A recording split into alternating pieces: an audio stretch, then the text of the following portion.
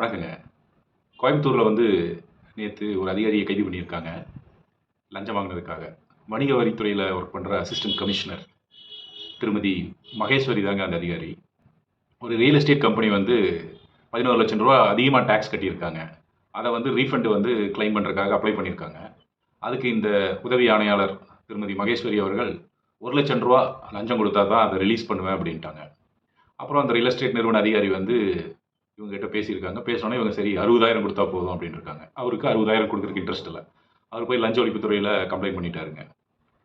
சரின்ட்டு லஞ்ச ஒழிப்புத்துறை என்ன பார்த்து, சரி நீங்க சொன்ன மாரி கொண்டு போய் குடுங்க. குடுக்குறப்ப நாங்க அவங்கள அரெஸ்ட் பண்றோம் அப்படின்ட்டு. இந்த அம்மா என்ன சொல்லியிருக்காங்க, நீங்க போயி கொடிசியா கிரவுண்டு கோயம்புத்தூர்ல ஒரு பெரிய கிரவுண்ட் ஒண்ணு இருக்குதுங்க. கொடிசியா கிரவுண்ட். அங்க ஒருத்தர் இருப்பாரு. அவர்கிட்ட போய் நீங்க போய் பணத்த குடுத்துருங்க அப்படின்னு. ஸோ அதே மாரி இவரு பணத்த எடுத்துட்டு போறாரு. போலீஸ் மறைஞ்சிருந்து கைது பண்ணிடுறாங்க. ட்விஸ்டே இங்க தான் இருக்குதுங்க. அவங்க கைது பண்ண அந்த நபர் யாருன்னா, திருமதி மகேஸ்வரியுடைய கணவர். கஷ்டப்பட்டு தொழில் முனைவர்கள் பணம் சம்பாதிக்கிறாங்க. அதுல இந்த அதிகாரிகள் பாருங்க, ஈஸியா உட்கார்ந்துட்டு ஆபீஸ்ல உட்கார்ந்துட்டு லஞ்சம் வாங்கிடுறது.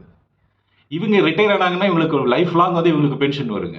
உங்க லைஃப் கம்ஃபர்டபுள். ஆனா தனியார் துறையில் நீங்க ஒரு தொழில் முனைவரா இருந்தீங்கன்னா, நீங்க சம்பாரிச்சா தான் உண்டு. நீங்க சம்பாரிச்சு அத முதலீடு பண்ணி வச்சீங்கன்னா தான் நாளைக்கு உங்களுடைய வயசான காலத்துல உங்களை பார்த்துக்கிறதுக்கு, உங்க குழந்தைகள், உங்க குடும்பத்த பார்த்துக்க முடியுங்க.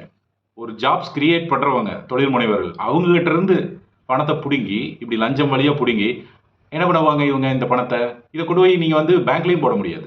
ஒண்ணு பினாமி மூலமா ரியல் எஸ்டேட்ல இன்வெஸ்ட் பண்ணுவாங்க. இல்ல அப்படின்னா, இதுக்கு போய் நகை வாங்கி வச்சுக்குவாங்க. அந்த நகை இவங்க வீட்டு பீரோல தூங்கிட்டு இருக்குங்க. இதே இந்த பணம் அந்த தொழிலதிபர் கையில இருந்ததுன்னு வச்சுக்கங்க. அவரு இன்னும் தொழில் எக்ஸ்பேண்ட் பண்ணுவாரு. இன்னும் 2, 3 பேருக்கு வேலை குடுப்பாரு.